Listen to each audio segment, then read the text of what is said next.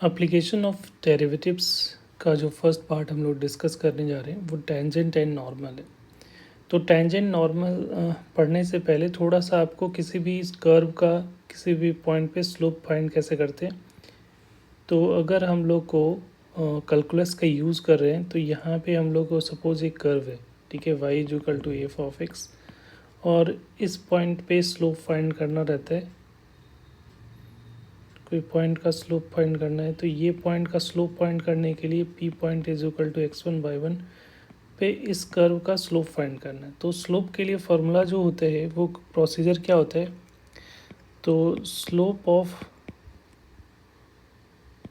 Of ये जो line होगा जो स्लोप पे टच करेगा यही लाइन हमारा टेंजेंट होगा। तो स्लोप ऑफ टेंजेंट क्या हो जाएगा,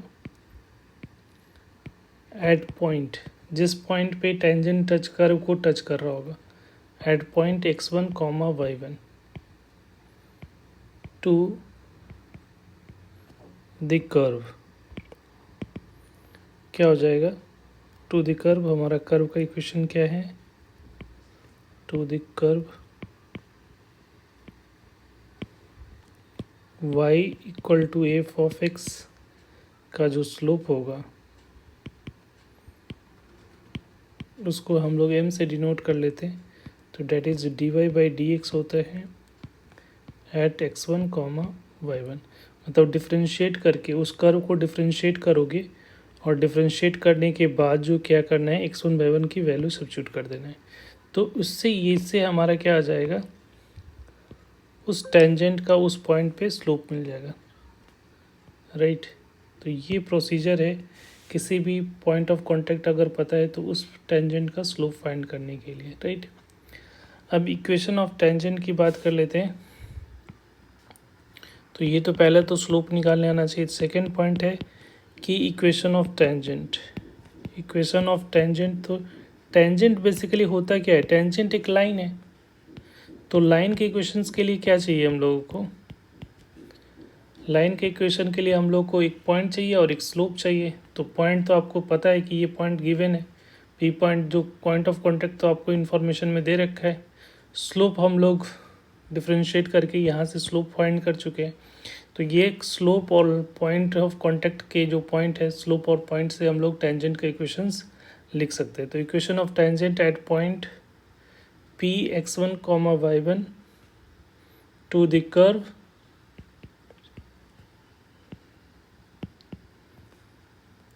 इज क्या हो जाएगा, y माइनस y1 जो स्ट्रेट लाइन का अपने कोऑर्डिनेट में पड़ा होगा, और यहाँ स्लोप की जगह पे क्या लिख रहे हैं, dy/dx x1, y1 डिफ्रेंशिएट करके उस वैल्यू को सब्स्टिट्यूट करने के बाद स्लोप जो मिलता है इंटू x माइनस x1।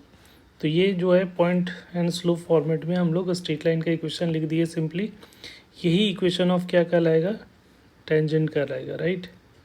तो ये इक्वेशन ऑफ टेंजेंट हो गया हमारा। तो यहाँ से हमें इक्वेशन ऑफ टेंजेंट मिल गया। अब जो नेक्स्ट है इक्वेशन ऑफ नॉर्मल। तो नॉर्मल क्या होता है, नॉर्मल का पहले तो ये समझ लो नॉर्मल क्या होता है। नॉर्मल भी एक स्ट्रेट लाइन होता है जो कि टेंजेंट पे परपेंडिकुलर होता है। तो टेंजेंट पे परपेंडिकुलर तो बहुत सारे लाइंस हो सकते हैं, ठीक है, यहाँ कहीं से भी टेंजेंट ड्रॉ परपेंडिकुलर ड्रॉ कर सकते हो।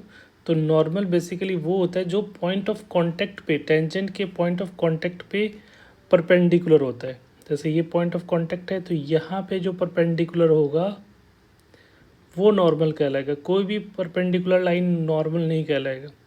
जो पॉइंट ऑफ कांटेक्ट पे जो परपेंडिकुलर होगा टेंजेंट का वो उसका नॉर्मल कहलाएगा। तो ये यहाँ पे टेंजेंट है और ये क्या है, नॉर्मल है।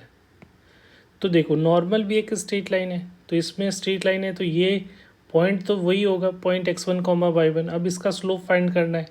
तो हम लोगों ने ये पढ़ा है ना कि दो लाइन अगर परपेंडिकुलर होता है तो दोनों का स्लोप का प्रोडक्ट क्या होता है, -1 होता है, राइट।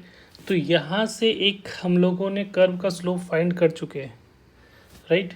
कर्व का स्लोप हम लोगों ने फाइंड कर चुके हैं। तो अब हम लोग को क्या करना है, वही जो स्लोप है उसको यूज़ कर लेना है, ठीक है। तो यहाँ से स्लोप जो होगा, स्लोप ऑफ नॉर्मल क्या हो जाएगा, स्लोप ऑफ नॉर्मल ऐसा लिख सकते हो कि जैसे एम ऑफ टी लिख लेते, तो एम ऑफ परपेंडिकुलर नॉर्मल का जो होगा वो क्या हो जाएगा, -1/dy/dx हो जाएगा एट x1, y1। रीज़न क्या लिखोगे, क्योंकि slope of tangent into slope of normal का प्रोडक्ट क्या होता है, -1 होता है। तो वहाँ से एम ऑफ टी पता है, तो यहाँ से स्लोप ऑफ नॉर्मल पता चल गया।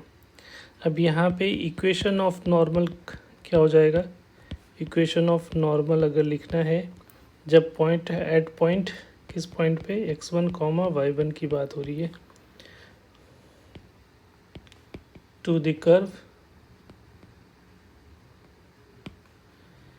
इज, तो क्या हो जाएगा, y -y1 पॉइंट तो वही रहेगा, बट स्लोप चेंज हो जाएगा, -1/dy/dx एट x1, y1, ठीक है।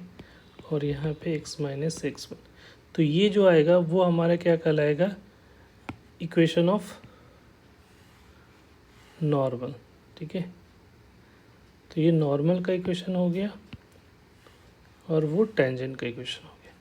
दोनों स्ट्रेट लाइन है, तो आपको ये स्ट्रेट लाइन की तरह डील करना है, आपको स्ट्रेट लाइन का इक्वेशन लिखना है। तो जो भी रिक्वायरमेंट होगा, तो स्लोप और एक पॉइंट आपको चाहिए लाइन के इक्वेशन लिखने के लिए, वो आपको फाइंड करना है, और नॉर्मल टेंजेंट का इक्वेशन उसके बेसिस पे आप लिख सकते हो, राइट। Thank you.